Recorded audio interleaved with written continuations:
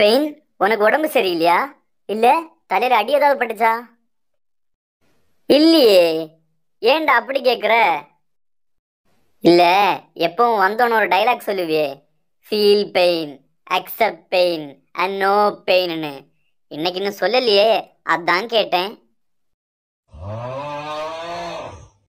ஐயோ, இவன் வேற. இட்டாச்சி, இது காமெடி பண்ண வேண்டிய நேரம் இல்ல. முதல்ல இது காமெடியே இல்லடா. நான் அவனை பார்த்ததுலேருந்தே கடுப்புல இருக்கேன். நீ வேற என்ன வெறுப்பேத்தி பார்க்காத. டேய், அவன் மேல அப்படி என்னடா உனக்கு காண்டு? டேய், நம்ம இந்த நாய் கூட எத்தனை வருஷமாடா இருக்கோம்?